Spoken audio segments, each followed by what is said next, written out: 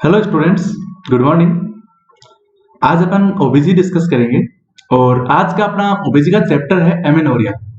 Okay, बहुत ही interesting topic है और एग्जाम की दृष्टि से बहुत ही इंपॉर्टेंट टॉपिक है, तो इसको अपन डिटेल से डिस्कस करेंगे। बहुत ही अच्छा टॉपिक है। ओके, तो स्टार्ट करते हैं। ओके,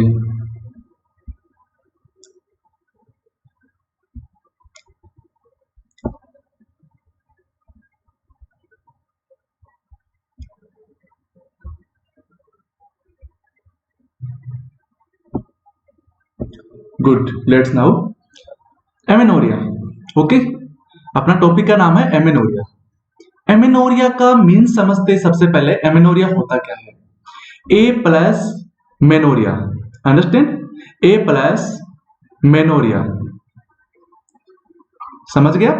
ए प्लस मेनोरिया, ए का मीन्स होता है एब्सेंट, ए का मीन्स होता है एब्सेंट और मेनोरिया का मतलब होता है मेंस्ट्रुअल साइकिल। अंडरस्टैंड ना?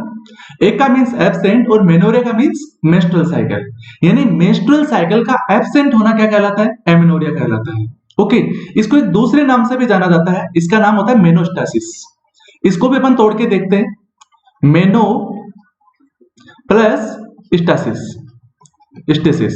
मेनो का मतलब होता है मेंस्ट्रुअल साइकिल और स्टेसिस यानी होता है रुक जाना, यानी स्टॉप हो जाना। मेंस्ट्रुअल साइकिल का स्टॉप हो जाना क्या कहलाता है?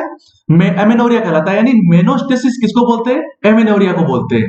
एक तरीके से जो मेंस्ट्रुअल साइकिल होती है, जो एक तरह से मेंस्ट्रुअल पीरियड्स होते हैं, वो फीमेल के एक निश्चित टाइम पीरियड के बाद रिवीड होते हैं, बल्कि वहां पर रिन्यूअल होने की जगह यदि वो एब्सेंस हो जाए, यानी जो मंथली जो साइकिल्स आनी होती है, यदि वो एब्सेंट मिले या फिर स्टॉप हो जाए, तो उसको अपन क्या बोलेंगे? उसको अपन एमेनोरिया बोलते हैं, यानी मेंस्ट्रुअल साइकिल का एब्सेंट होना। अंडरस्टैंड? अब इसके कुछ अपन टाइप्स की बात करते हैं। जो एमेनोरिया के जो टाइप्स है वो थोड़े से कंफ्यूजन क्रिएट करने वाले हैं। उनको यदि अपन अच्छे से समझ लेते हैं तो उसके बाद आपके माइंड में कोई कंफ्यूजन नहीं रहेगा, अदरवाइज ये कंफ्यूजन क्रिएट कर सकते हैं और इन टाइप्स में से ही हर जगह से क्वेश्चन बनता है। ओके ना? तो इनके टाइप्स को अपन बहुत ही अच्छे से यहाँ पे डिस्कस करेंगे। ओके, इसके अपन टाइप्स की बात करते हैं। सबसे पहले अपन बात करते हैं इसके टाइप्स की। तो मेनली इसको टू पार्ट में डिवाइड किया गया है। एक होता है फिजियोलॉजिकल एमेनोरिया और सेकेंड इज पैथोलॉजिकल एमेनोरिया। इन वर्ड से ही पता चल रहा है और इन वर्ड से ही यहाँ पे अपन समझने की कोशिश करेंगे। एमेनोरिया मींस तो एमेनोरिया यानी एब्सेंस ऑफ मेंस्ट्रुअल साइकिल, बल्कि फिजियोलॉजिकल और पैथोलॉजिकल क्यों बोला गया है? देखो, फिजियोलॉजिकल का मतलब होता है कि बिना किसी रीजन के, यानी बिना किसी फिक्स कारण के, बिना किसी डिजीज कंडीशन के, नॉर्मली अपनी बॉडी के अंदर जो जैसे इवेंट्स होते हैं उसी के अकॉर्डिंग यदि बॉडी चल रही है, उसके बावजूद भी मेंस्ट्रुअल साइकिल नहीं आ रही है, तो उसको अपन फिजियोलॉजिकल एमेनोरिया में कंसीडर करेंगे। जैसे एग्जांपल्स के तौर पे अपन बात करें तो जो मेंस्ट्रुअल साइकिल होती है वो कब स्टार्ट होती है? जब एक फीमेल को मिनार्ज स्टार्ट होते हैं। कब होते हैं? जब उसकी प्यूबर्टी आती है। ओके, प्यूबर्टी कब आती है? 14 टू 16 ईयर, अपन 14 ईयर मानते हैं एवरेजली। तो 14 ईयर पे जब उसकी प्यूबर्टी स्टार्ट होती है और जब उसका मेनोपॉज, मेनोपॉज का मतलब होता है जब मेंस्ट्रुअल साइकिल एक एज के बाद बंद हो जाती है, तो वो पीरियड कब रहता है? 45 टू 50 ईयर। इसके बिटवीन जो एज रहती है, यानी एक तरीके से 14 टू 45 ईयर, ये जो एज रहती है इसको अपन बोलते हैं रिप्रोडक्टिव एज। इसको क्या बोलते हैं अपन? Reproductive age. ऐसे भी एग्जाम में काफी बार क्वेश्चन पूछ लिया जाता है कि रिप्रोडक्टिव एज कब होती है? तो प्यूबर्टी से लेके मेनोपॉज के बीच में, प्यूबर्टी से मेनोपॉज के बीच में या फिर इसके बिटवीन जो एज रहती है उस एज को अपन बोलते हैं रिप्रोडक्टिव एज। और इस रिप्रोडक्टिव एज के अंदर ही मेंस्ट्रुअल साइकिल आती है। अंडरस्टैंड ना? यानी इस रिप्रोडक्टिव एज के अंदर ही मेंस्ट्रुअल साइकिल आती है। अब यदि 14 ईयर से पहले, यानी प्यूबर्टी से पहले तो नॉर्मली मेंस्ट्रुअल साइकिल एब्सेंट ही रहती है, तो उस टाइम यदि मेंस्ट्रुअल साइकिल एब्सेंट रहती है या 45 ईयर के बाद यदि मेंस्ट्रुअल साइकिल एब्सेंट होती है, तो उस कंडीशन को अपन बोलेंगे फिजियोलॉजिकल एमेनोरिया। अंडरस्टैंड? क्योंकि वो नॉर्मल कंडीशंस है, उसमें कोई डिजीज कंडीशन नहीं है। और यदि अपन मोटे मोटे तौर पे देखा जाए तो रिप्रोडक्टिव एज के बिटवीन यदि मेंस्ट्रुअल साइकिल स्टॉप होती है, एक्सेप्ट प्रेगनेंसी एंड लैक्टेशन, यानी प्रेगनेंसी और लैक्टेशन है वो होता तो रिप्रोडक्टिव एज में है, फिर भी उसको अपन फिजियोलॉजिकल एमेनोरिया में कंसीडर करेंगे, क्योंकि वहां पे भी नॉर्मल कारण से वो प्रॉब्लम वहां पे क्रिएट हुई है, ना कि वहां पे उसका कोई फिक्स कारण है, ना कि वहां पे कोई डिजीज कंडीशन है। ओके। यदि फिजियोलॉजिकल एमेनोरिया की बात आती है तो आपको मोस्टली 4 चीजें याद रखनी है। ओके, क्या क्या याद रखनी है? 4 चीजें आपको याद रखनी है। नंबर वन आ गया बिफोर प्यूबर्टी। क्या आ गया? Before puberty.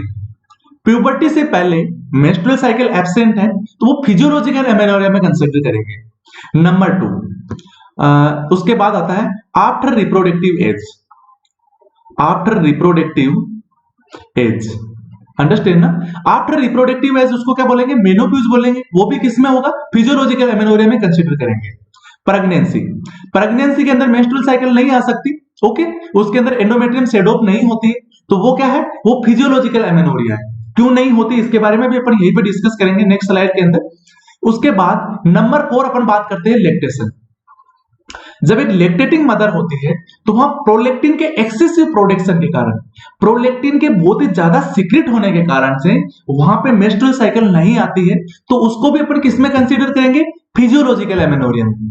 तो ये 4 पॉइंट आपको अच्छे से याद होने चाहिए। यदि ये 4 पॉइंट अच्छे से याद है तो आप अच्छे से समझ सकते हैं कि ये फिजियोलॉजिकल एमेनोरिया है। अंडरस्टैंड? फिर अपन बात करेंगे पैथोलॉजिकल एमेनोरिया की। पैथोलॉजिकल एमेनोरिया में आपको बस इन सभी चीजों को छोड़ के, अंडरस्टैंड ना, इन 4 पॉइंट्स को छोड़ के इसके अलावा अदर कुछ भी रीजन होता है तो वो किसमें आता है? पैथोलॉजिकल एमेनोरिया के कारण से आता है।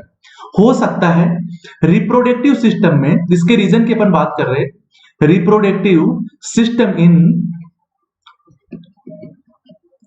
एनी अबनॉर्मलिटी, कोई भी प्रकार की अबनॉर्मलिटीज आ रही है तो उसके कारण से, जैसे एग्जांपल्स के तौर पे अपन बात करें, यूट्रस के अंदर कोई एडिशंस पैदा हो गए, कुछ जाले बन गए हो सकता है फेलोपियन ट्यूब में किसी प्रकार की एबनॉर्मलिटी हो सकता है ओवरीज में किसी प्रकार की प्रॉब्लमिटी हो वहां पे, हो सकता है उसका सर्विक्स है वो कंस्ट्रिक्ट हो गया है, नेरो हो गया है, हो सकता है वेजाइना नेरो हो गया है, या हो सकता है वेजाइना में कोई सेप्टम बन गया है, हो सकता है उसको कोई कार्सिनोमा हो गया हो।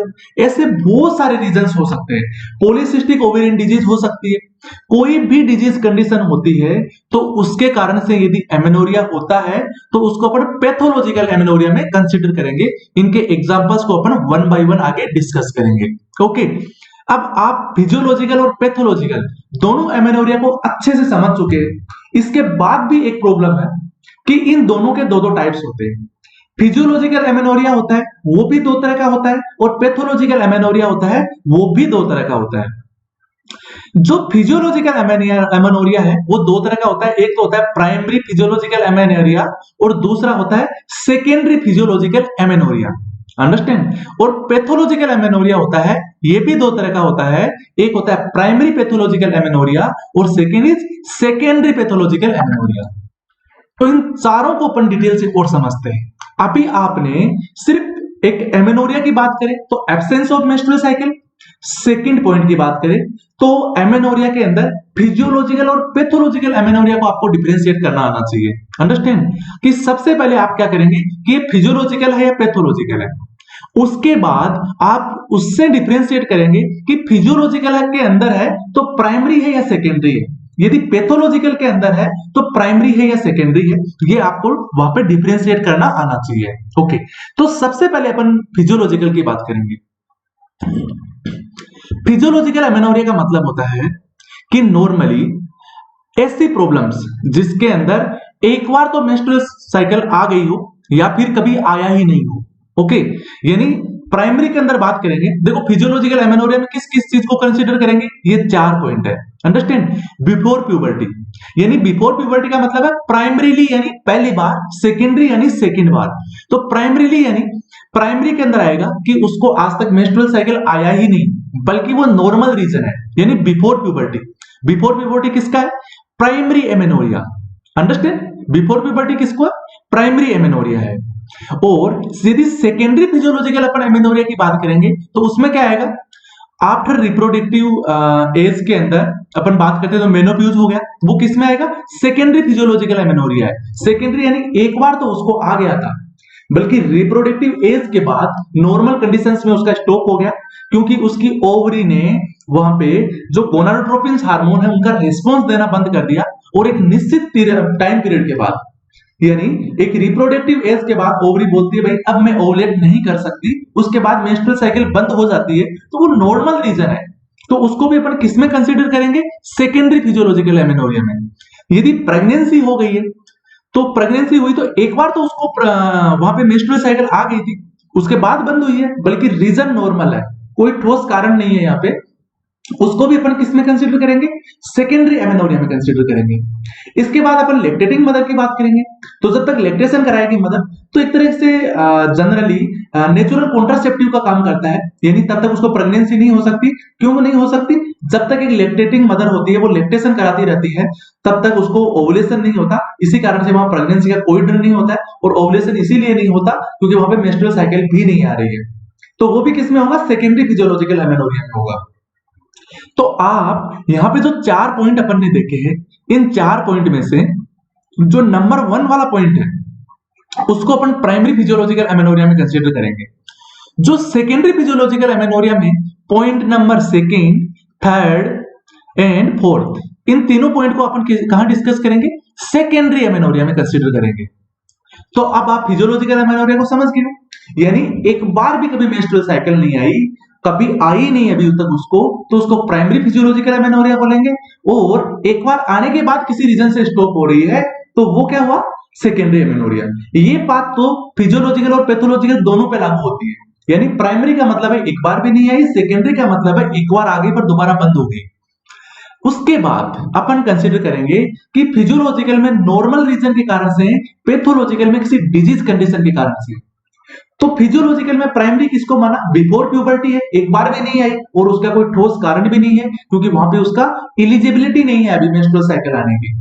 सेकेंडरी के अंदर अपन कंसीडर करेंगे एक बार तो आ गई थी, बल्कि उसके बाद प्रेगनेंसी हो गई, बल्कि इसका कोई डिजीज कंडीशन नहीं है, ये भी नॉर्मल रीजन है। लैक्टेशन के अंदर बात करेंगे, एक बार तो मेंस्ट्रुअल साइकिल उसको आ गई थी, पहले आती थी, बल्कि अभी लैक्टेशन है इसलिए नहीं आ रही, बल्कि कोई ठोस रीजन नहीं है, कोई डिजीज कंडीशन नहीं है। उसके बाद मेनोपॉज की बात करेंगे, यानी रिप्रोडक्टिव एज के बाद बंद हो रही है, तो उसका भी कोई खास रीजन नहीं है, वो एक उसकी एलिजिबिलिटी है और एक निश्चित टाइम पीरियड के बाद बंद होनी ही होती है, तो वो भी कोई डिजीज कंडीशन नहीं है। तो ये सेकेंडरी एमेनोरिया के अंदर हो गया। अब अपन पैथोलॉजिकल एमेनोरिया की बात करेंगे। देखो प्राइमरी यानी कभी भी नहीं है, तो उसका कोई डिजीज कंडीशन हो सकती है, हो सकता है कंजेनाइटली उसको क्रिप्टोमेनोरिया। क्रिप्टोमेनोरिया में क्या रहता है? देखो अपन ने इससे प्रीवियस कुछ लेक्चर्स के अंदर जब अपन ने मेंस्ट्रुअल साइकिल डिस्कस किया था, क्या डिस्कस किया था? मेंस्ट्रुअल साइकिल डिस्कस किया था, तो उसके बाद मेंस्ट्रुअल साइकिल की कुछ अबनॉर्मलिटीज को भी अपन ने डिस्कस किया था, और अबनॉर्मलिटीज के अंदर एक टाइप था, उसका नाम था क्रिप्टोमेनोरिया। क्रिप्टोमेनोरिया, अंडरस्टैंड ना? उसका नाम क्या था? क्रिप्टोमेनोरिया था। इस क्रिप्टोमेनोरिया में क्या होता है कि मेंस्ट्रुअल साइकिल तो आती है, बल्कि उसका फ्लो बाहर नहीं निकल पाता है, फ्लो आउट नहीं हो पाता है। क्यों? क्योंकि वहां पे हो सकता है सर्विक्स वेजाइना कुछ वहां पे नेरो हुए हो, ओके, उसको किसी न किसी तरह की ऐसी एब्नॉर्मलिटी है कि अंदर तो हो रही है उसको, उसके secondary characteristics, secondary sexual characteristics है वो भी प्रेजेंट है वहां पे, बल्कि उसके बाद भी जो ब्लड का फ्लो है वो बाहर नहीं आ रहा है, यानी उसके आउटफ्लो ट्रैक्ट के अंदर प्रॉब्लम है। कहां प्रॉब्लम है? यानी क्रिप्टोमेनोरिया में क्या रहता है? आउटफ्लो ट्रैक्ट के अंदर प्रॉब्लम होती है, अंडरस्टैंड? तो उसको अपन क्रिप्टोमेनोरिया में बोलते हैं। बल्कि अपन सिर्फ यहां पे इतना समझते हैं कि उसको आज तक कभी भी मेंस्ट्रुअल साइकिल नहीं आई डिजीज कंडीशन के कारण से, यानी एक तरह से 14 ईयर तक उसको, 14 ईयर तक उसको मेंस्ट्रुअल साइकिल आनी चाहिए, उसको मिनार्स आना चाहिए, क्योंकि वो प्यूबर्टी का साइन है। देखो प्यूबर्टी के साइन क्या क्या होते हैं वो भी अपन देख लेते हैं। प्यूबर्टी के साइन अपने को क्या पता चलता है कि उसकी प्यूबर्टी हो गई है? उसके 3 साइन होते हैं, वैसे तो 4 साइन होते हैं, बल्कि अपन मोस्टली 3 देखते हैं। नंबर 1 देखते हैं प्यूबार्च। प्यूबार्च, प्यूबार्च क्या होता है? प्यूबार्च का मतलब होता है प्यूबिक हेयर का डेवलप हो जाना। नंबर 2 होता है थैलार्च। थैलार्च का मतलब होता है ब्रेस्ट का डेवलप हो जाना। उसके बाद नंबर 3 होता है मिनार्च। इसको मेंस्ट्रुअल साइकिल को मिनार्च क्यों बोला गया है? क्योंकि वो मेंस्ट्रुअल साइकिल जो एक फीमेल को अपनी कंप्लीट लाइफ के अंदर फर्स्ट बार आती है, उस मेंस्ट्रुअल साइकिल को अपन क्या बोलते हैं? मिनार्च बोलते हैं। तो ये 3 साइन होते हैं। इसके साथ साथ कुछ बुक्स के अंदर इंक्रीज हाइट ये भी दिया होता है। इंक्रीज हाइट जो 2nd नंबर पे होता है, ये प्यूबार्च के बाद, बल्कि इसको मोस्ट ऑफ दी जो ऑथेंटिक बुक है वो इंक्लूड नहीं करती है। अपन 3 साइन की बात करते हैं क्योंकि वो हाइट तो वैसे भी इंक्रीज होनी होती है, बल्कि इसको इसलिए कंसीडर करती है कुछ बुक क्योंकि यहाँ पे जो हाइट की स्पीड होती है बढ़ने की, वो प्यूबर्टी के बीच के अंदर, प्यूबर्टी आने से जस्ट पहले एक बार प्यूबार्च के बाद थोड़ी स्पीड से इंक्रीज होने लगती है फीमेल के अंदर, इसीलिए उसको इसमें कंसीडर किया जाता है। बल्कि मोस्ट ऑफ द 3 ही साइन होते हैं प्यूबर्टी के, अंडरस्टैंड ना। उसके बाद अपन बात करेंगे सेकेंडरी पैथोलॉजिकल एमेनोरिया की। सेकेंडरी पैथोलॉजिकल एमेनोरिया में क्या है, सेकेंडरी मतलब एक बार तो आ गई थी बल्कि उसके बाद बंद हो गई, बल्कि यहाँ पे कारण क्या है, यहाँ पे कारण कुछ डिजीज कंडीशन है। हो सकता है डिलीवरी के कारण से उसको कोई इंजरी हो गई हो सकता है उसका यूट्रस कोई प्रोलेप्स हो गया हो सकता है उसके बाद उसमें कुछ एडिशंस बन गए हो, जाले बन गए हो सकता है उसकी ओवरी हार्मोन्स पे रेस्पॉन्स नहीं कर रही हो सकता है उसका वेजाइना के अंदर सेप्टम बन गया हो सकता है वेजाइना नेरो हो गई हो सकता है सर्विक्स नेरो हो गया हो, कंस्ट्रिक्ट हो गया हो, ऐसे बहुत सारे कुछ भी रीजंस हो सकते हैं। बल्कि ये रीजन बाद में यदि कंसीव किए यानी बाद में एक्वायर्ड किए, देखो 2 चीजें होती है यहाँ पे, एक होता है कंजेनाइटल, एक होता है कंजेनाइटल और एक होता है एक्वायर्ड। यदि आप उस चीज से नहीं समझ रहे तो आपको मैं दूसरा तरीका बता रहा हूं कि पैथोलॉजिकल एमेनोरिया के अंदर प्राइमरी एंड सेकेंडरी को यदि आप डिफरेंशिएट करना चाहते हैं, दोनों को अलग अलग तरीके से आप डिफरेंशिएट कर सकते हैं। 2 चीजें होती है, एक होता है कंजेनाइटल। कंजेनाइटल का मतलब होता है ऐसी कोई चीज जो आपने जन्मजात यानी बाय बर्थ आपने कोई चीज ली है तो उसको अपन कंजेनाइटल बोलते हैं। यानी वो डिजीज कंडीशन जो आपको बाय बर्थ मिली है वो क्या कॉज करेगी, प्राइमरी पैथोलॉजिकल एमेनोरिया, क्योंकि उसको एक बार में मेंस्ट्रुअल साइकिल नहीं है। वो कंजेनाइट वो प्रॉब्लम या फिर वो डिजीज कंडीशन जिनके कारण से मेंस्ट्रुअल साइकिल स्टॉप हो रही है वो आपने बाद में एक्वायर्ड किया है। बाद में एक्वायर्ड का मतलब होता है अर्जित करना, अपनी लाइफ में खुद ने बनाई है वो प्रॉब्लम, खुद ने अर्जित की किसी कारण से, तो वो क्या होती है, वो होता है वहां पे सेकेंडरी पैथोलॉजिकल एमेनोरिया। एक फीमेल है, नॉर्मल थी, एक उसको मेंस्ट्रुअल साइकिल आती थी और मेंस्ट्रुअल साइकिल आते आते उसको डिलीवरी हुई, हो सकता है उसका यूट्राइन प्रोलेप्स हो गया, ब्लीडिंग हो रही है यानी पोस्टपार्टम हेमरेज हो गया, यूट्रस रिमूव करना पड़ गया। यूट्रस रिमूव कर दिया तो क्या उसको मेंस्ट्रुअल साइकिल आएगी, नहीं आएगी, बल्कि वो किसमें होगा, उसके बाद मेंस्ट्रुअल साइकिल नहीं आएगी, बल्कि उसमें कंसीडर करेंगे उसको अपन सेकेंडरी पैथोलॉजिकल एमेनोरिया में कंसीडर करेंगे। अंडरस्टैंड ना। शायद मैंने बहुत अच्छे से आपको समझाया है, आशा करता हूं समझ में आया होगा। ओके, तो अब नेक्स्ट स्लाइड के अंदर अपन चलते हैं, इसको 1 by 1 primary physiological amenorrhoea, secondary physiological amenorrhoea, primary pathological amenorrhoea and secondary pathological amenorrhoea, इन सभी को डिटेल से डिस्कस करते हैं। ओके, और फिर इसके बाद अपन मेंस्ट्रुअल साइकिल का नॉर्मल प्रोसेस समझेंगे और उसके बाद इसी लेक्चर के अंदर अपन इसकी मेंस्ट्रुअल साइकिल की अबनॉर्मलिटी होती है जैसे एमेनोरिया कॉज हो गया, तो इसके अपन इटियोलॉजी को डिस्कस करेंगे। अंडरस्टैंड। ओके, तो चलो अपन करते हैं स्टार्ट नेक्स्ट स्लाइड के अंदर। एक सेकेंड। Okay,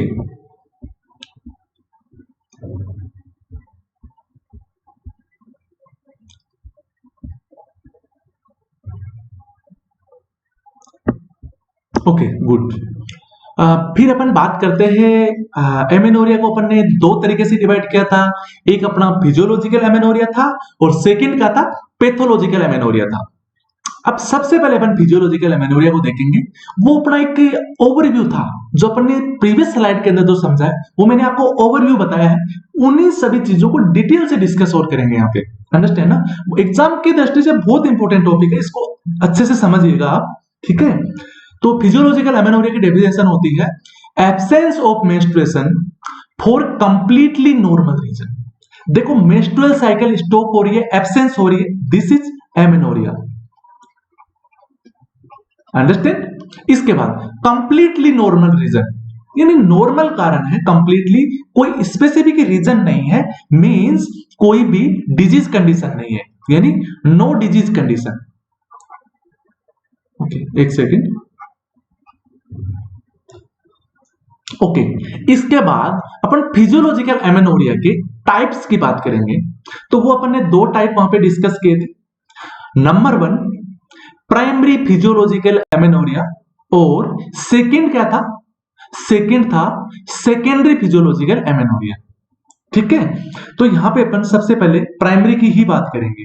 understand? अपन पहले किसकी बात करेंगे? प्राइमरी फिजियोलॉजिकल एमेनोरिया की ही बात करेंगे। ओके, एक second.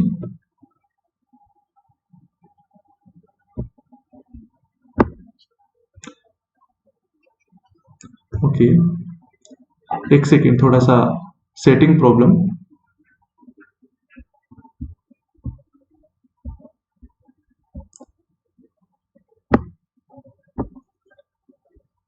Okay, this pen selection.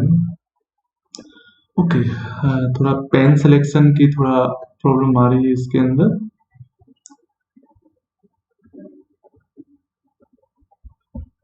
Okay, okay,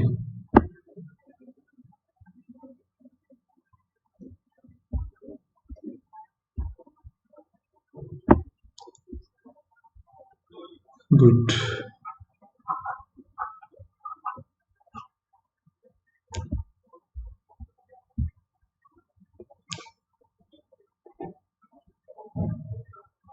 well,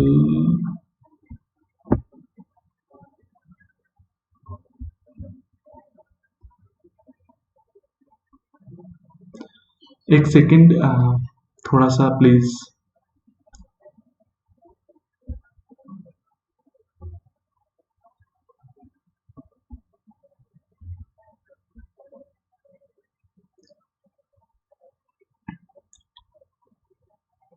okay, I think अभी सॉल्यूशन हो गया होगा।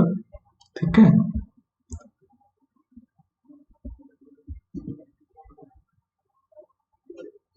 ओके, गुड, ठीक। ओके, अब अपन बात करेंगे यहाँ पे, अपन प्राइमरी फिजियोलॉजिकल एमेनोरिया की बात करेंगे कि फिजियोलॉजिकल एमेनोरिया में तो बिना किसी रीजन के मेंस्ट्रुअल साइकिल स्टॉप हो रही है, बल्कि यहाँ पे प्राइमरी फिजियोलॉजिकल एमेनोरिया की बात करेंगे। तो प्राइमरी फिजियोलॉजिकल एमेनोरिया अपन ने जो 4 पॉइंट डिस्कस किए थे उनमें से सिर्फ एक ही पॉइंट इसमें इंक्लूड हो रहा था, यानी प्री प्यूबर्टी। यदि प्री प्यूबर्टी, प्यूबर्टी से पहले उसको मेंस्ट्रुअल साइकिल नहीं आई है तो वो किसमें कंसीडर करेंगे अपन? प्राइमरी फिजियोलॉजिकल एमेनोरिया में। क्यों प्राइमरी का मतलब उसको सिर्फ एक बार भी नहीं आई है, फिजियोलॉजिकल यानी बिना किसी रीजन के, एमेनोरिया यानी absence of menstrual cycle. Okay, absence of monthly menstrual period, lack of menstruation by age 16 due to decrease pituitary gonadotropin level। यानी 16 साल से पहले एक फीमेल है, उसको मेंस्ट्रुअल साइकिल अभी तक स्टार्ट ही नहीं हुई है, स्टार्ट नहीं हुई है। क्यों? उसका एक नॉर्मल रीजन है, क्योंकि उसकी प्यूबर्टी नहीं आई है, 16 ईयर की एज उसने कंप्लीट नहीं की है। और जब तक 16 ईयर की एज कंप्लीट नहीं होती है तब क्यों नहीं आती? क्योंकि वहां पे पिट्यूटरी से गोनाडोट्रोपिन्स का लेवल होता है वो बहुत कम होता है। देखो मेंस्ट्रुअल साइकिल का पीरियड्स के अंदर होता क्या है, जो सबसे पहले ऊपर ही ऊपर क्या रहता है अपना? हाइपोथैलेमस। हाइपोथैलेमस क्या करता है? ये जीएनआरएच रिलीज करता है, यानी गोनाडोट्रोपिन रिलीजिंग हार्मोन रिलीज करता है यहां से। और वो कहां आता है? पिट्यूटरी पे, पिट्यूटरी ग्लैंड पे आता है। पिट्यूटरी भी कौन सी? Anterior pituitary. किसमें? एंटीरियर पिट्यूटरी पे। और एंटीरियर पिट्यूटरी क्या करती है? यहां से एफएसएच एंड एलएच रिलीज करवाती है। और जो एफएसएच और एलएच क्या करते हैं? इनमें से एफएसएच तो फॉलिकल्स की ग्रोथ करवाएगा, यानी फॉलिकुलर स्टिमुलेटिंग हार्मोन है ये, और ये फॉलिकल्स की ग्रोथ करवाएगा। यानी जो प्राइमरी फॉलिकल्स है उसको सेकेंडरी फॉलिकल्स में कन्वर्ट करेगा। और जब सेकेंडरी फॉलिकल्स एक मेच्योर हो जाएगा तो उसको अपन ने ग्राफिन फॉलिकल्स बोला था, तो एक ग्राफिन फॉलिकल्स बना देता है। और उसी टाइम यदि एलएच यानी ल्यूटिनाइजिंग हार्मोन बढ़ता है, और ल्यूटिनाइजिंग हार्मोन क्या करवाता है? यहां से जो सेकेंडरी फॉलिकल्स होता है, जो ग्राफिन फॉलिकल्स होता है, उस ग्राफिन फॉलिकल्स को रेप्चर करवा देगा वहां से। और जब वो रेप्चर होगा तो रेप्चर होते ही यहां से ओवम वो बाहर निकल जाएगा। इस ओवम के बाहर निकलने के प्रोसेस को अपन ने ओवुलेशन बोला था प्रीवियस क्लासों के अंदर। अंडरस्टैंड? जब ओवुलेशन हो गया तो ओवुलेशन होता किस कारण से? एलएच के कारण से होता है। यानी फॉलिकल्स की ग्रोथ करवाने का काम एफएसएच का है, उसको मेच्योर कराने का काम भी एफएसएच का है, बल्कि एलएच का काम क्या है? उस फॉलिकल्स को रेप्चर करवाना और ओवम को बाहर रिलीज करवाना। यानी ओवम क्या है यहाँ पे? ओवम वहां पे सेकेंडरी ओसाइट है। यहाँ पे भी कौन है ये? ओवम को अपन यहाँ पे क्या बोलेंगे? Secondary oocyte. यानी सेकेंडरी फॉलिकल्स में से सेकेंडरी ओसाइट को बाहर एक्सपेल करवाना, उसको अपन बोलते हैं ओवुलेशन। ओके, तो ये सब प्रक्रिया इसलिए नहीं होती है क्योंकि प्यूबर्टी से पहले एक फीमेल के अंदर पिट्यूटरी गोनाडोट्रोपिन का लेवल बहुत कम होता है, यानी एफएसएच और एलएच का लेवल बिल्कुल डिक्रीज रहता है, जिनके कारण से उसकी मेंस्ट्रुअल साइकिल स्टार्ट नहीं होती है। बल्कि जैसे ही प्यूबर्टी आती है तो उसका साइन होता है कि जैसे ये गर्ल है या फिर एक फीमेल है, उसकी एज 14 टू 16 ईयर होती है, तो उसके अंदर कुछ चीजें देखने को मिलती है। धीरे धीरे उसके प्यूबार्स आते हैं, थैलार्स होते हैं, यानी ब्रेस्ट का डेवलपमेंट होना स्टार्ट होता है। और उसी के साथ ही साथ वो सब चीजें किसका साइन है, यानी वो एफएसएच और एलएच के कारण से ही हो रही है। क्या उसके प्यूबार्स डेवलप हो रहे हैं, उसके थैलार्स डेवलप हो रहे हैं, उसकी मेनार्स स्टार्ट हो जाती है। उसके लिए कौन रेस्पॉन्सिबल है? यहाँ पे पिट्यूटरी गोनाडोट्रोपिन का लेवल इंक्रीज होना उसके लिए रेस्पॉन्सिबल है। और पिट्यूटरी गोनाडोट्रोपिन में कौन? एफएसएच एंड एलएच, यानी follicular stimulating hormone, luteinizing hormone, इसके लिए बहुत ही ज्यादा रिस्पॉन्सिबल होते हैं। तो ये प्राइमरी फिजियोलॉजिकल एमेनोरिया को आप समझ चुके। ओके, अब अपन सेकेंडरी फिजियोलॉजिकल एमेनोरिया को यहाँ पे डिस्कस करेंगे। ओके, तो यहाँ पे इसको अपन डिस्कस करते हैं। ओके, यहां अपन बात करेंगे सेकेंडरी फिजियोलॉजिकल एमेनोरिया। सेकेंडरी यानी एक बार उसके मेंस्ट्रुअल साइकिल आ गई थी बट उसके बाद स्टॉप हुई है, यानी दोबारा उसके बाद स्टॉप हुई है। दूसरी चीज फिजियोलॉजिकल यानी स्टॉप तो हुई है, बल्कि कोई फिक्स या फिर स्टॉप होने का कोई बड़ा रीजन नहीं है, वो अपनी बॉडी के नॉर्मल कंडीशन के कारण से, नॉर्मल रीजन के कारण से ऐसा हुआ है। और एमेनोरिया का मतलब होता है एब्सेंस ऑफ मेंस्ट्रुअल साइकिल, यानी मेंस्ट्रुअल साइकिल स्टॉप हो गई है, यानी एक बार तो आ गई थी बल्कि उसके बाद मेंस्ट्रुअल साइकिल स्टॉप हो गई है। फिजियोलॉजिकल का मतलब बिना किसी रीजन के, नॉर्मल कंडीशंस के कारण, और एमेनोरिया यानी मेंस्ट्रुअल साइकिल का स्टॉप हो जाना। इसके रीजन में अपन ने 3 चीजें देखी थी। एक तो होता है प्रेगनेंसी रिलेटेड, जिसके अंदर उसने प्रेगनेंसी कंज्यूम कर रखी हो, और लैक्टेशन हो गया उसको, यहाँ पे लैक्टेशन और लिख सकते हैं अपन, यानी यहाँ पे अपन लैक्टेशन और लिख सकते हैं। प्रेगनेंसी रिलेटेड में ही आता है, हालांकि प्रेगनेंसी और लैक्टेशन दोनों उसी में इंक्लूड होते हैं, बल्कि यहाँ पे प्रेगनेंसी एंड लैक्टेशन या मेनोपॉज ऐसा कर सकते हैं। मेनोपॉज यानी एक रिप्रोडक्टिव एज के बाद उसका मेंस्ट्रुअल साइकिल का स्टॉप हो जाना, किसमें कंसीडर करेंगे? सेकेंडरी फिजियोलॉजिकल एमेनोरिया में कंसीडर करेंगे। अंडरस्टैंड? इसकी अपन डेफिनेशन की बात करेंगे। Cessation of menses in women who have menstruated previously but have not had a period of 6 months। एक ऐसी फीमेल है जिसके अंदर मेंस्ट्रुअल साइकिल एब्सेंस हो गई है, पहले तो उसको मेंस्ट्रुअल साइकिल आई थी, यानी मेंस्ट्रुएटेड प्रीवियसली पहले उसको मेंस्ट्रुअल साइकिल आती थी, बल्कि अब बंद हो गई है। और कितने दिनों से? कंटिन्यूअसली। यदि 6 मंथ से स्टॉप है तो उसको अपन सेकेंडरी फिजियोलॉजिकल एमेनोरिया बोलेंगे। ऐसा नहीं हो सकता कि एक बार इस मंथ साइकिल नहीं आई बिना किसी रीजन के, तो उसको अपन कभी भी सेकेंडरी फिजियोलॉजिकल एमेनोरिया में कंसीडर नहीं करेंगे। ओके, इसके रीजंस की बात करते हैं तो यहाँ पे मैंने थोड़ा और यहाँ पे अच्छे से समझाया है। देखो, इसके 3 रीजन होते हैं, एक प्रेगनेंसी, सेकेंड लैक्टेशन, और third is menopause. Okay, pregnancy में मेंस्ट्रुअल साइकिल क्यों नहीं आती? Due to increase amount of oestrogen and progesterone by placenta. Pregnancy के अंदर प्रेगनेंसी को मेंटेन करने के लिए, उसके एंडोमेट्रियम को मेंटेन करने के लिए, प्रेगनेंसी के अंदर जो ओवम इंप्लांट हुआ है उसको उससे एडहेर रखने के लिए, यानी जो एंडोमेट्रियम है जिसको अपन डेसिडुआ बोलते हैं प्रेगनेंसी के अंदर, तो उस डेसिडुआ से जो ओवम इंप्लांट हुआ है वहां पे वो एडहेर रहे, उसके साथ चिपका रहे। इसके लिए कौन रेस्पॉन्सिबल है? प्रोजेस्टेरोन। ओके, प्रोजेस्टेरोन, एस्ट्रोजन, बल्कि मोस्ट ऑफ द प्रोजेस्टेरोन। अब ये आता कहां से है? जब 8 वीक का जो इम्प्लांटेशन हो चुका होता है या 8 वीक तक की प्रेगनेंसी होती है, तब तक तो जो सेकेंडरी ओसाइट रिलीज हुआ था कहां से? ग्राफियन फॉलिकल से, यानी सेकेंडरी फॉलिकल से। सेकेंडरी फॉलिकल्स को अपन ग्राफियन फॉलिकल्स बोलेंगे, यानी ग्राफियन फॉलिकल से क्या रिलीज हुआ था? Secondary oocyte. क्या रिलीज हुआ था? Secondary oocyte. ये ओवरी में अपन ने देखा था, सेकेंडरी ओसाइट रिलीज हो गया। इसको रिलीज होने के बाद जब यहां से जो ओवम है, वो एग है, वो एक्सपेल हो गया, इसका जो बाहर का कवच होता है, इस कवच को अपन क्या बोलते हैं? Corpus luteum. इसको क्या बोलते हैं? Corpus luteum.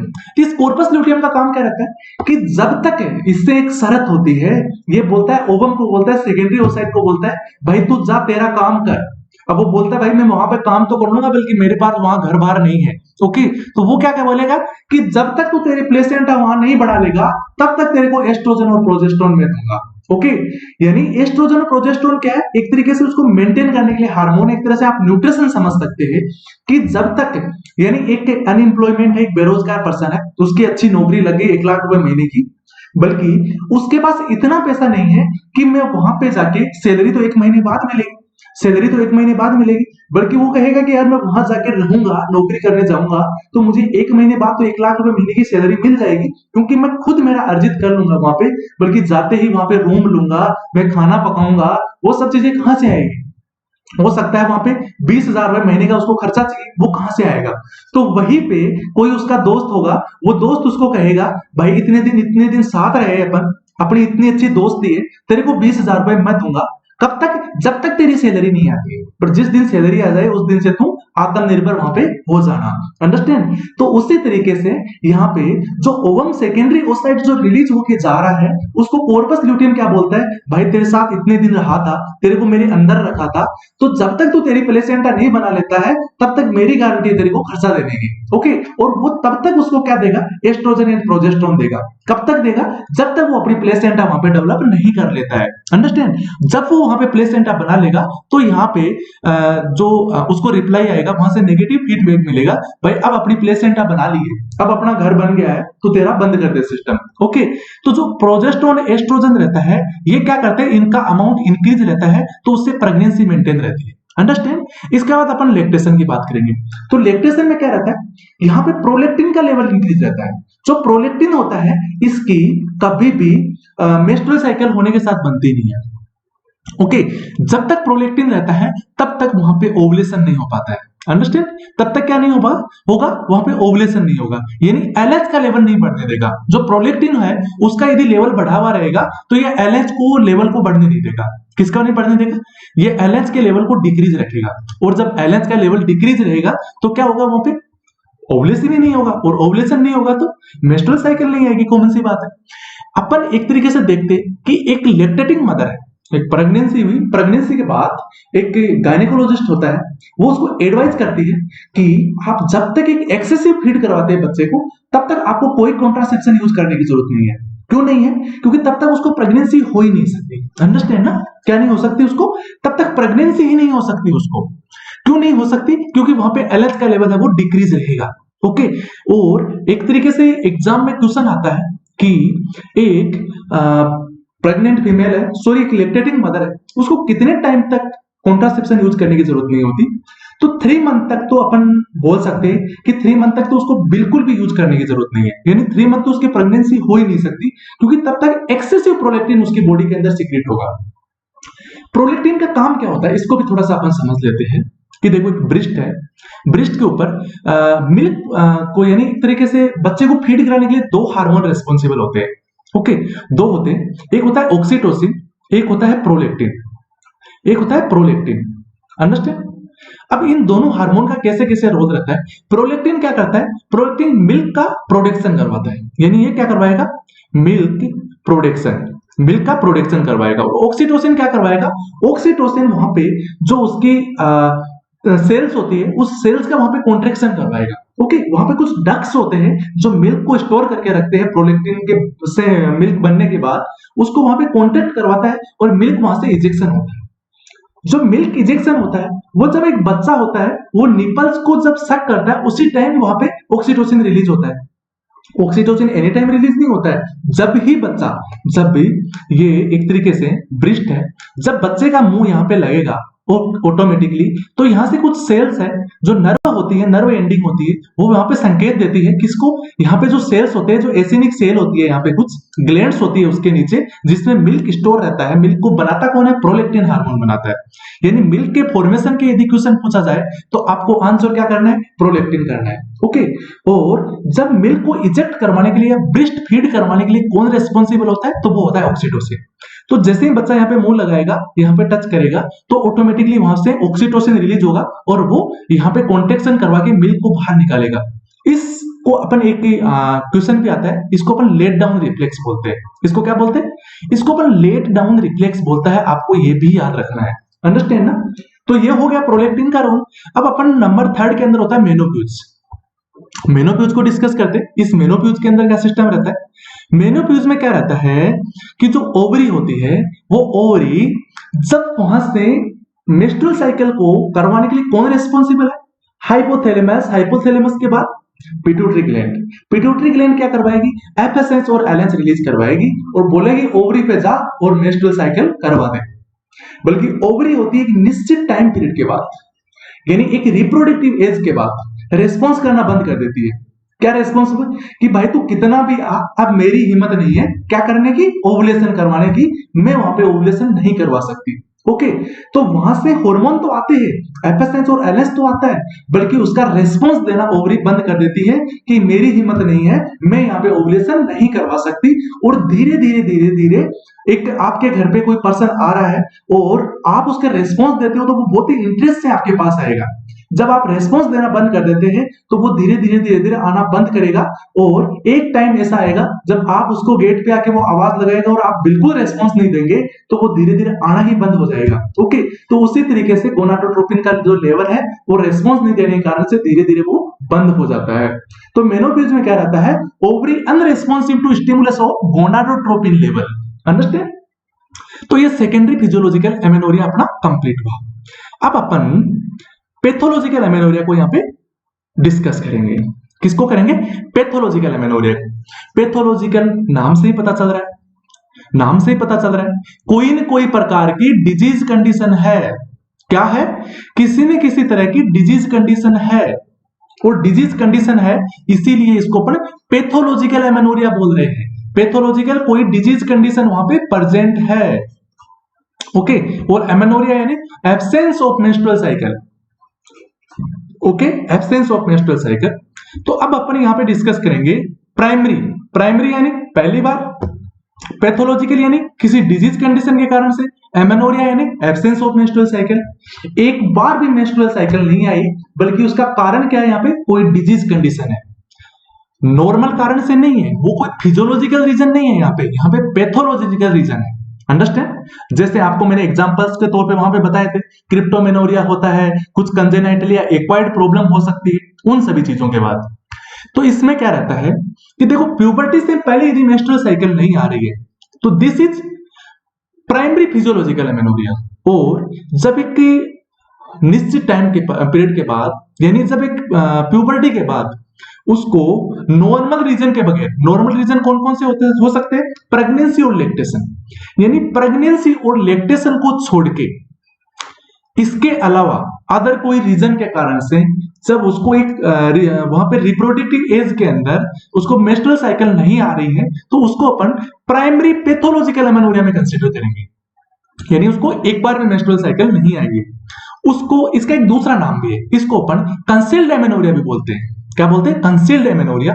एग्जाम में काफी बार क्वेश्चन पूछा जाता है इससे, इस वर्ड को आप बिल्कुल भी मत भूलिएगा, एग्जाम में बहुत सी बार पूछा जाता है। और क्रिप्टोमेनोरिया को तो कभी भी मत भूलना, ये तो बहुत सी बार क्वेश्चन आता है, ये तो पक्का क्वेश्चन है एग्जाम के अंदर, किसी ना किसी तरीके से पूछ ही लिया जाता है। यदि एमेनोरिया की बात आती है, मेंस्ट्रुअल साइकिल की एब्नॉर्मलिटीज की बात आती है तो डिसमेनोरिया, क्रिप्टोमेनोरिया, ये तो कॉमन क्वेश्चन है, इसको तो आप बिल्कुल भी मत भूलना। तो क्रिप्टोमेनोरिया के कारण से भी यदि एमेनोरिया होता है तो उसको भी अपन क्या बोलेंगे? क्रिप्टोमेनोरिया को भी प्राइमरी फिजियोलॉजिकल पैथोलॉजिकल एमेनोरिया बोलेंगे। अब देखो क्रिप्टोमेनोरिया में होता क्या है और इसको कंसील्ड क्यों बोला गया है? इसलिए बोला गया है कि इस तरह की फीमेल, इसका डायग्नोस कैसे करेंगे अपन कि इस तरह की फीमेल जो 16 साल की एज उसने पूरी कर ली है, 16 साल की उम्र पूरी कर ली, 16 साल की एज होगी, इसका मतलब उसका प्यूबर्टी आ गई, प्यूबर्टी स्टार्ट है।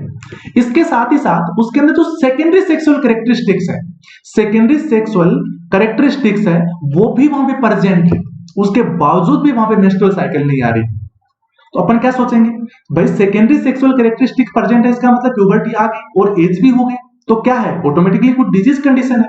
और जब एक बार भी नहीं आई तो प्राइमरी में कंसीडर करेंगे अपन, और जब हो सकता है एक बार किसी को मेंस्ट्रुअल साइकिल आ गई है उसके बाद किसी डिजीज कंडीशन के कारण से ऐसा हो रहा है तो तब उसको अपन सेकेंडरी पैथोलॉजिकल एमेनोरिया में कंसीडर करेंगे। ओके, तो इसकी अपन डेफिनेशन देखते हैं कि patient diagnosed with primary amenorrhoea it say has not reach menarche by age 16 with normal secondary sexual characteristics. Okay, यानी 16 साल की उम्र तक भी सेकेंडरी सेक्सुअल कैरेक्टरिस्टिक प्रेजेंट है, उसके बावजूद भी मेंस्ट्रुअल साइकिल नहीं आ रही है, तो this is primary pathological amenorrhoea.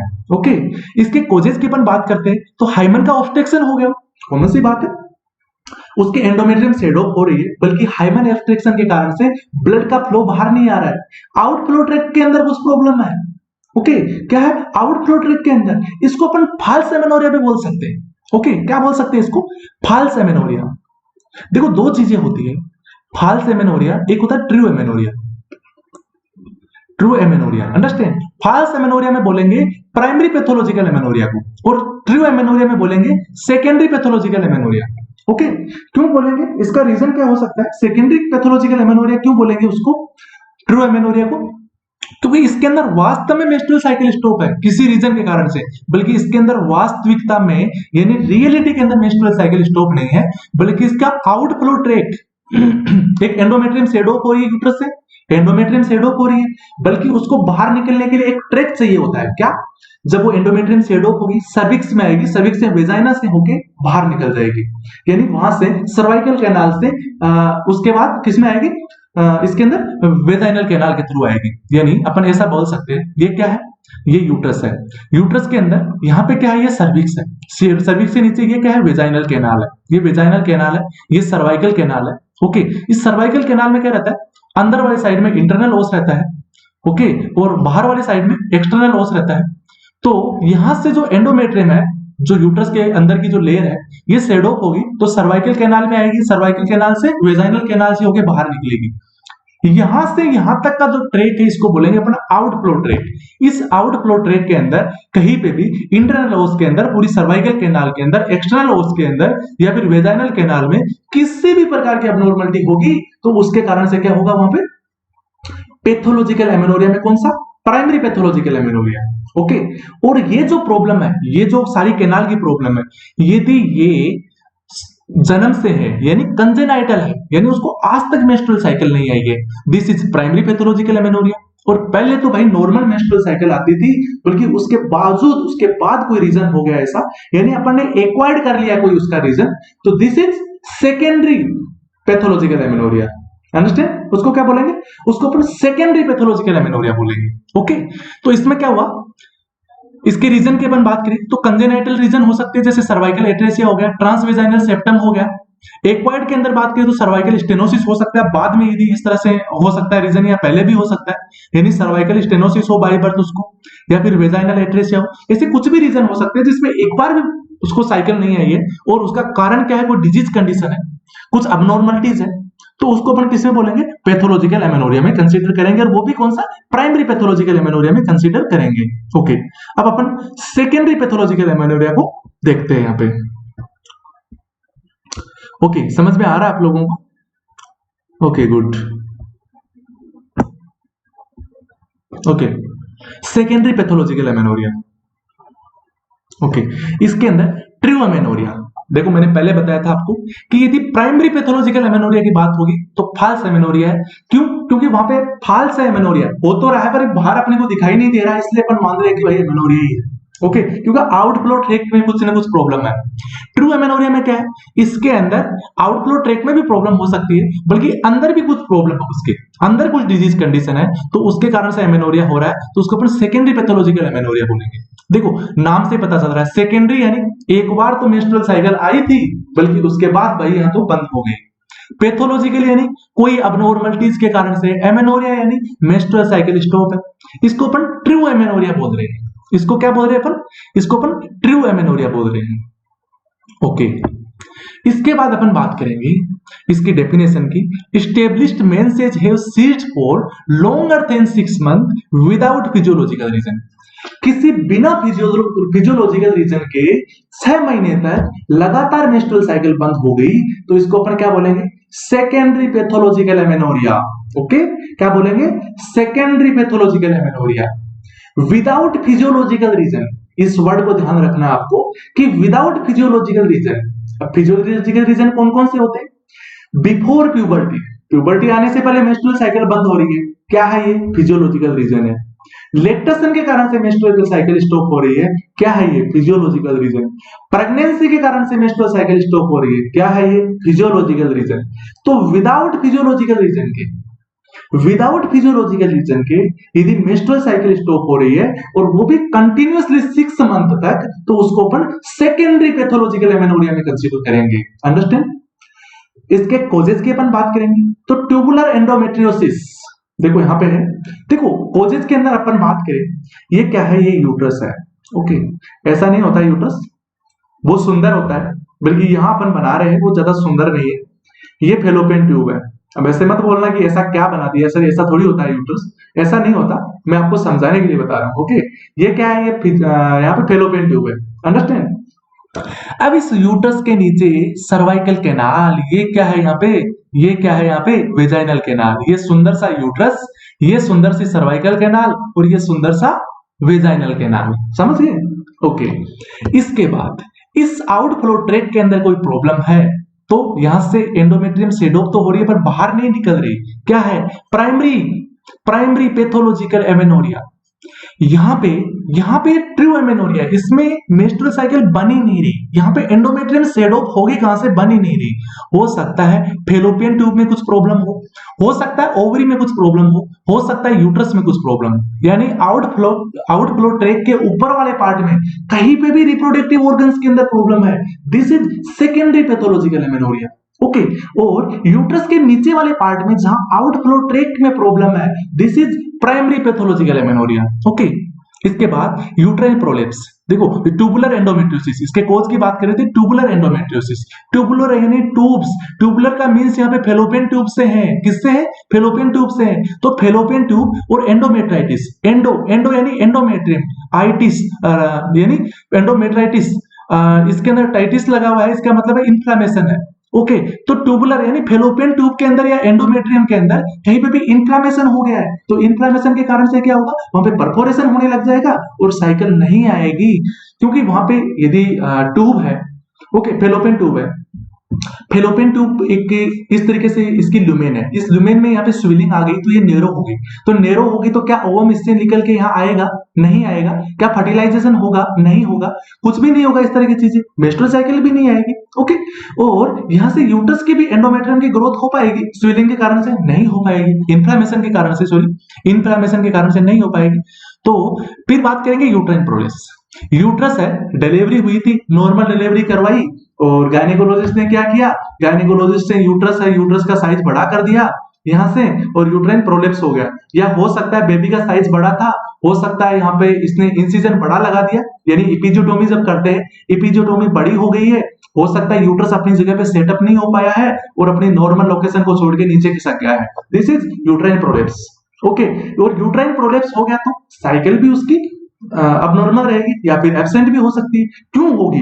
इसका रीजन मैं आपको बताता हूं। यूट्रस अपनी लोकेशन पे रहता है तभी वो अंदर से होलो ऑर्गन रहता है।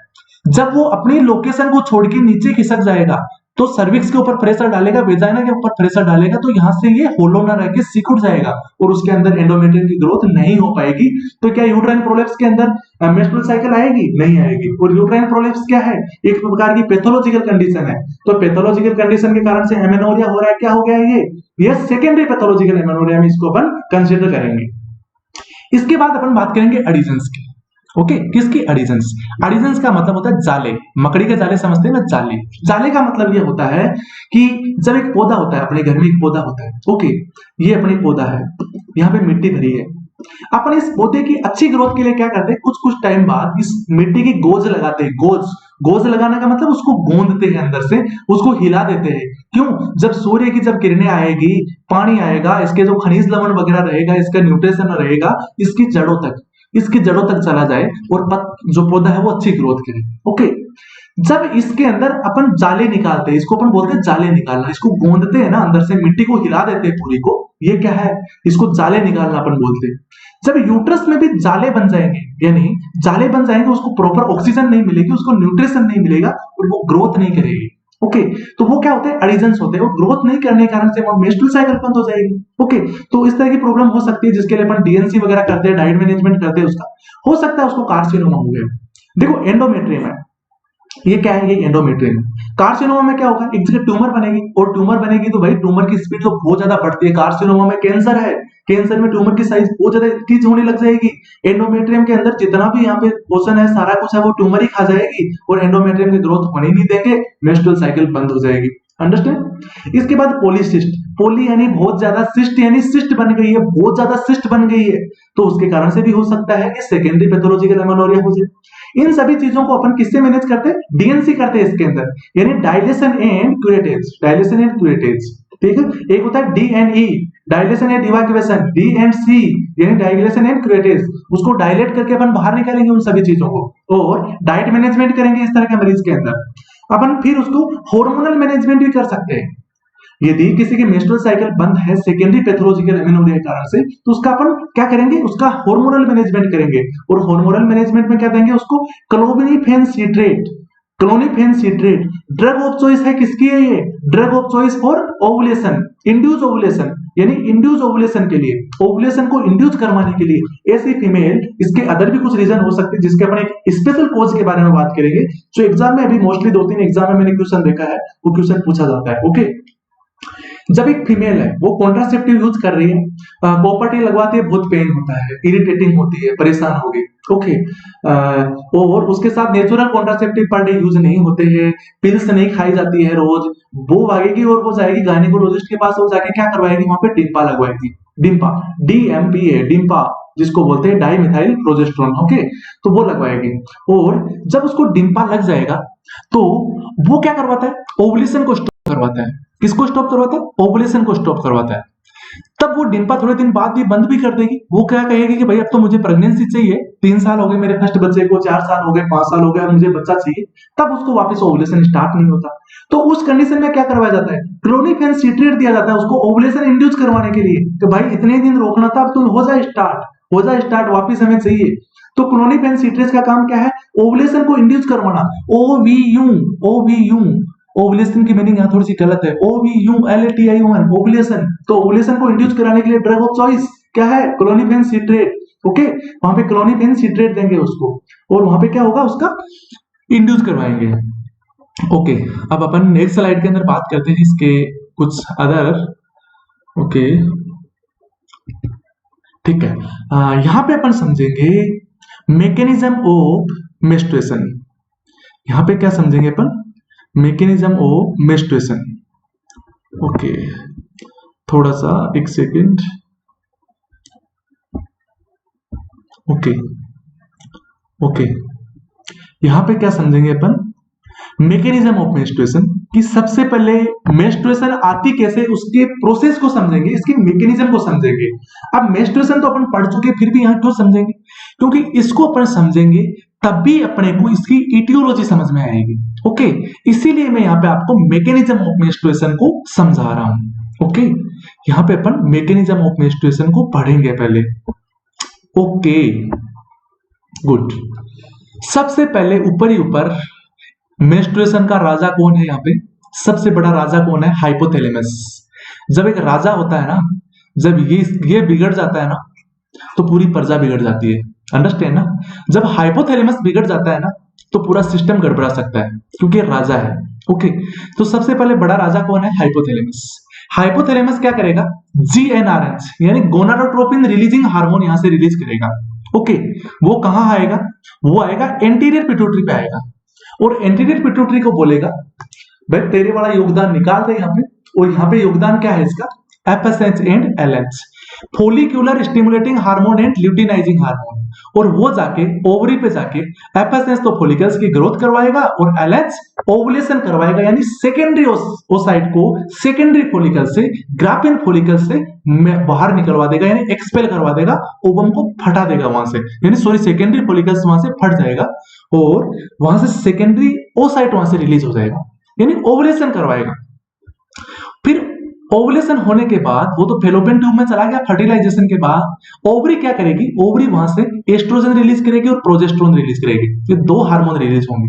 ओके, ये यूट्रस पे जाके काम करेंगे यदि प्रेगनेंसी हुई तो, अदरवाइज प्रेगनेंसी नहीं हुई तो यहां से पॉजिटिव फीडबैक देंगे, कब, डे 12 to 14 के लिए पॉजिटिव फीडबैक देते हैं। कब? जब एक तरीके से 12 to 14 ईयर पे क्या रहता है यहाँ पे, जब वहां पे ओवुलेशन होना होता है, ओवुलेशन के टाइम ये पॉजिटिव फीडबैक देंगे एस्ट्रोजन और प्रोजेस्टेरोन। किसको? हाइपोथैलेमस और एंटीरियर पिट्यूटरी को। भाई हाइपोथैलेमस को बोलेंगे तू GnRH दे, एंटीरियर पिट्यूटरी को बोलेंगे तू FSH एंड LH दे। क्यों? क्योंकि हमें एस्ट्रोजन प्रोजेस्टेरोन बनाना है आगे के लिए, यानी फर्टिलाइजेशन करवाना और प्रेगनेंसी को मेंटेन करवाना है। यदि फर्टिलाइजेशन नहीं हुआ तो क्या होगा? एस्ट्रोजन और प्रोजेस्टेरोन क्या कहेंगे, भाई हमें नहीं चाहिए तो रोक दे। हाइपोथैलेमस को बोलेंगे GnRH रोक दे, एंटीरियर पिट्यूटरी को बोलेंगे FSH LH रोक दे। ओके, बल्कि ये मोस्ट ऑफ द साइकिल के अंदर नेगेटिव ही मिलता रहता है। ओके, और पॉजिटिव सिर्फ 12 to 14 डेज के ऊपर ही होता है। अंडरस्टैंड? ये होता है मेंस्ट्रुएशन का प्रोसेस। अब अपन इसकी इटियोलॉजी को यहाँ पे समझेंगे। ओके, यहां अपन क्या समझेंगे, इसकी इटियोलॉजी को समझेंगे, बहुत ही शानदार तरीके से इटियोलॉजी को समझेंगे कि आपको यही का यही याद हो जाए। ओके, तो एमेनोरिया मेंस्ट्रुअल साइकिल को एब्सेंट होने की इटियोलॉजी क्या है, इसको समझेंगे। देखो, सबसे पहले राजा के पास ही चलते हैं। कौन है राजा? यहाँ हाइपोथैलेमस। हाइपोथैलेमस में कोई प्रॉब्लम होगी तो क्या ये नीचे वाला सारा प्रोसेस चलेगा? कुछ भी नहीं चलेगा, सब यही पे स्टॉप, सारी दुनियादारी यही खत्म। ओके, तो हाइपोथैलेमस में क्या क्या हो सकते हैं?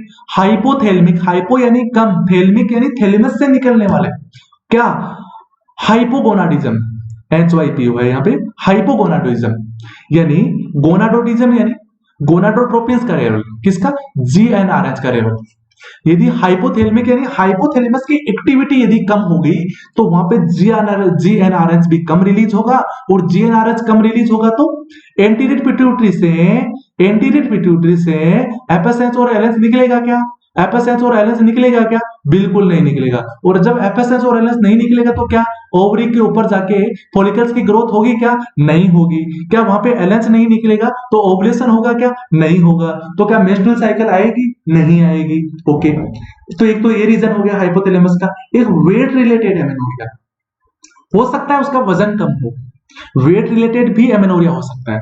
वजन कम होने के कारण से वहां पे BMI कम होगी, बेसल मेटाबॉलिक रेट डिक्रीज हो जाएगी, बेसल मेटाबॉलिक रेट डिक्रीज हो जाएगी।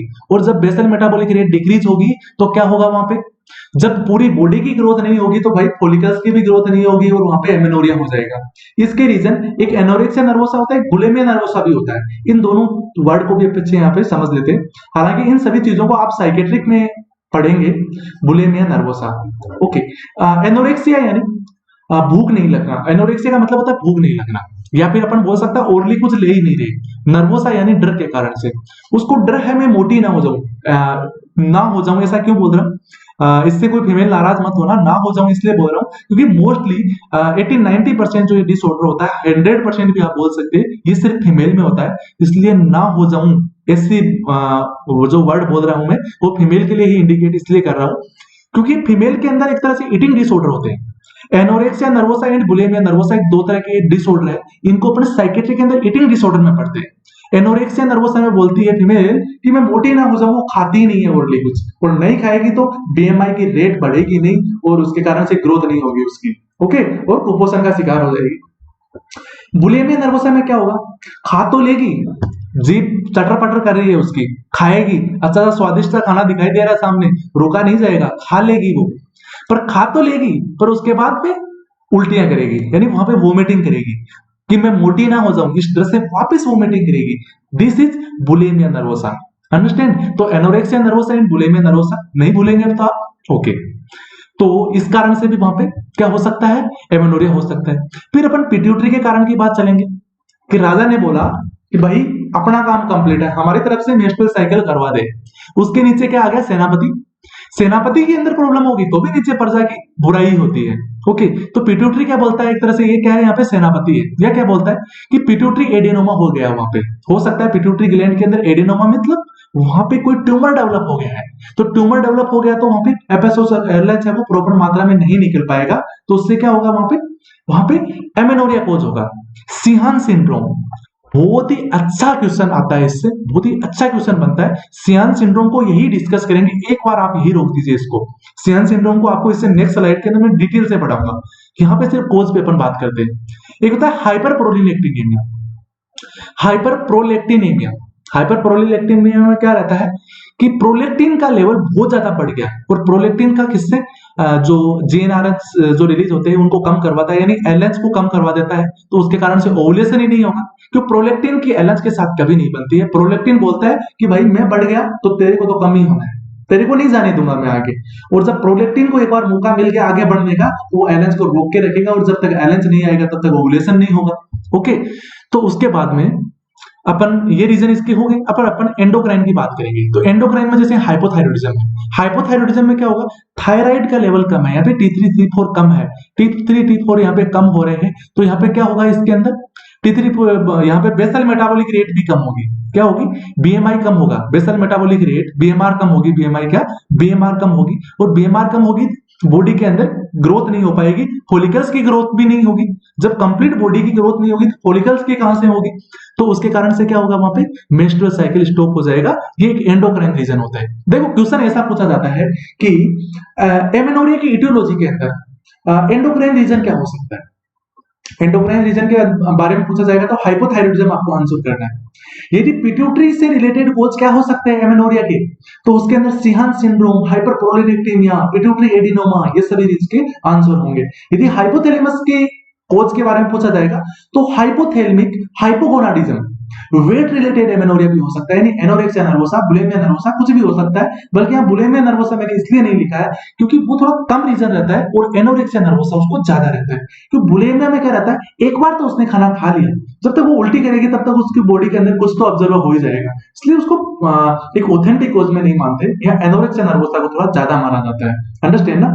इसके बाद अपन ओवेरी की बात करेंगे, यानी ओवेरियन, ओवेरियन में बात करेंगे गोनाडल डिसजेनेसिस, गोनाडल डिसजेनेसिस यानी गोनाडल यानी जीएनआरएच या फिर गोनाड्स, उसके जो गोनाड्स है, जीएनआरएच हार्मोन आ रहा है, उससे आगे गोनाड्स क्या होते हैं। देखो एक फीमेल के गोनाड्स के क्वेश्चन आता है, एग्जाम में पूछा जाता है, फीमेल गोनाड्स क्या है, ओवरी, मेल गोनाड्स क्या है, मेल गोनाड्स के अंदर क्वेश्चन पूछा जाए तो टेस्टिस, टेस्टिस क्या है, टेस्टिस मेल गोनाड्स है, और फीमेल के अंदर क्या है, ओवरी, ओवरी क्या है, फीमेल गोनाड्स है, और मेल के अंदर टेस्टिस है। तो ओवरी, यहाँ पे अपन गोनाडल डिसजेनेसिस बात करते हैं ओवरी, तो ओवरी डिसजेनेसिस हो रहा है, ओवरी डिसजेनेसिस हो रही है, तो इसके कारण से क्या होगा, यहाँ पे गोनाडल डिसजेनेसिस, यानी वो रेस्पॉन्स नहीं कर रही है। डिसजेनेसिस यानी उसकी एक्टिविटी बिल्कुल डिस हो रही है, उसकी एक्टिविटी डिक्रीज हो रही है, वो फॉलिकल्स, और एक्टिविटी डिक्रीज होगी तो क्या होगा, वहां पे फॉलिकल्स की ग्रोथ नहीं होगी, फॉलिकल्स की ग्रोथ नहीं होगी तो प्राइमरी फॉलिकल नहीं बनेंगे, सेकेंडरी फॉलिकल नहीं बनेंगे, तो ग्राफिन फॉलिकल नहीं बनेगा, और ओवम वहां से रिलीज नहीं होगा, यानी ओवुलेशन नहीं होगा, मेंस्ट्रुअल साइकिल नहीं आएगी। ओके, फिर अपन बात करते हैं आउटफ्लो ट्रैक एक्सिस के अंदर प्रॉब्लम है, आउटफ्लो ट्रैक एक्सिस के अंदर यानी यूट्रस के जस्ट नीचे सर्वाइकल कैनाल, वेजाइनल कैनाल, इसमें कहीं पे भी कोई प्रॉब्लम आ रही है, जैसे congenital, congenital absence of uterus and vagina, जन्म से ही यूट्रस और वेजाइना बना ही नहीं है, VAGINA वेजाइना, थोड़ी मीनिंग मिस्टेक है इसमें वेजाइना में, ओके, और कंजेनाइटल में CONGENITAL, तो congenital absence of uterus and vagina, जन्म से ही यूट्रस नहीं बना, वेजाइना नहीं बना, तो क्या उसको मेंस्ट्रुअल साइकिल आएगी, नहीं आएगी, बल्कि this is outflow track axis abnormality. Okay, ये क्या है, आउटफ्लो एक्सिस ट्रैक अबनॉर्मलिटी है। फिर उसके बाद vaginal atresia, VAGINAL, vaginal atresia, vaginal atresia यानी वेजाइना एट्रेसिया हो गया है, वहां से सिकुड़ गया है, वेजाइनल जो कैनाल है वो नेरो हो गई है, तो क्या मेंस्ट्रुअल साइकिल आएगी, नहीं आएगी। इम्परफोरेट हाइमन, इम्परफोरेट हाइमन में क्या है, जो उसका हाइमन है इम्परफोरेट यानी उसके छेद नहीं है, यहाँ पे होल नहीं है, जब होल ही नहीं है तो क्या बाहर कोई रिप्रोडक्टिव सिस्टम का कोई भी चीजें बाहर आएगी, नहीं आएगी, तो उसमें होल नहीं है, इम्परफोरेट है वो। परफोरेट यानी होता है होल बन जाना, इम्परफोरेट यानी होता है जहां होल बनना चाहिए वहां रुक गया है होल, तो इम्परफोरेट हाइमन है। उसके बाद बात करते हैं एसरमान सिंड्रोम, ये भी बहुत इंपॉर्टेंट है, एग्जाम में इसके बारे में पूछा जाता है, यानी सिहान सिंड्रोम और एसरमान सिंड्रोम ऐसे सिंड्रोम है जिनको आप जरूर पढ़िएगा, क्योंकि सिहान सिंड्रोम से तो इतने ज्यादा क्वेश्चंस बन जाते हैं जिसका आपको मैं क्या बताऊं। ओके, आप खुद समझदार है, मैं क्या बताऊं। ओके, अब अपन बात करते हैं यहाँ पे सिहान सिंड्रोम की। ओके, किसकी बात करेंगे यहाँ पे, सिहान सिंड्रोम की। ओके, सिहान सिंड्रोम, कितना सुंदर नाम है सिहान सिंड्रोम, जैसे किसी मेल का नाम है, जैसे आजकल के जो न्यू नाम होते हैं वैसे Sheehan syndrome, Susan, Sheehan, okay ना, कितना सुंदर नाम है सिहांस, याद रह जाएगा, बोलोगे थोड़ी। सिहांस कैसे कैसे बोल सकते हैं? जब सुशांत राजपूत का नाम याद रह सकता है तो सिहांस का भी याद रह ही जाएगा, सिहांस, ओके। सिहान सिंड्रोम, इसको अपन एक दूसरे नाम से जानते हैं और वो नाम बहुत ही अच्छा और बहुत ही सुंदर है। इसको आप थोड़ा सा याद रखिएगा, इस नाम में ही सब कुछ छुपा हुआ है। इस नाम को आप भूल गए तो सब कुछ भूल गए, और इस नाम को याद रख लिया तो आपको ये सब नीचे जो रामलीला दिखाई दे रही है इसको कुछ भी याद रखने की जरूरत नहीं है, सब कुछ इसी में छुपा पड़ा है। पोस्टपार्टम पिट्यूटरी ग्लैंड नेक्रोसिस, इस नाम में बहुत कुछ है। यानी सिहान सिंड्रोम का दूसरा नाम है postpartum pituitary gland necrosis. Postpartum यानी डिलीवरी के बाद की कंडीशन क्या होती है? डिलीवरी के बाद की कंडीशन पोस्टपार्टम रहती है। Pituitary, pituitary gland, okay, pituitary gland का मतलब पिट्यूटरी ग्लैंड। नेक्रोसिस, नेक्रोसिस होता है किसी टिश्यू का डेथ हो जाना, यानी नेक्रोसिस का मतलब होता है एक टिश्यू है उसको ऑक्सीजन नहीं मिली, ऑक्सीजन नहीं मिलने के कारण से क्या होगा, वो डेथ हो गई, दिस इज नेक्रोसिस। अब इन वर्ड को नीचे और देखते हैं, देखो postpartum, mother who gives birth to infant, ऐसी मदर, ऐसी माता जी जिसने बच्चे को जन्म दिया है, ओके, क्या किया है उसने, जन्म दिया है। एक सेकेंड, थोड़ा सा इश्यू हुआ है, ओके, एक सेकेंड, ओके ओके, आज थोड़ा सा इश्यू कुछ ज्यादा ही हो रहा है।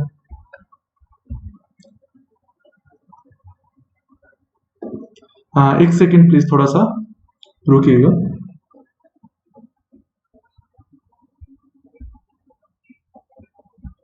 गुड, आई थिंक आपको दिखाई नहीं दे रहा होगा पहले, अब दिखाई देने लग गया, ओके ओके, थोड़ा सा पेन सेलेक्ट कर लेता हूं मैं, ओके, ठीक है।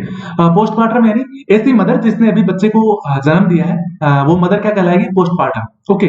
Pituitary gland, pituitary gland brain के बेस के अंदर, ब्रेन के नीचे होती है ये, ठीक है, ब्रेन के बेस में होती है पिट्यूटरी ग्लैंड, का मतलब पिट्यूटरी ग्लैंड। नेक्रोसिस यानी डेथ, यानी ऐसी मदर जिसने अभी बच्चे को जन्म दिया है उसकी पिट्यूटरी ग्लैंड की डेथ हो गई है, तो उसके कारण से यदि मेंस्ट्रुअल साइकिल बंद होती है तो उसको अपन क्या बोलेंगे, उसको अपन सिहान सिंड्रोम बोलेंगे। क्या बोलेंगे उसको अपन, सिहान सिंड्रोम बोलेंगे।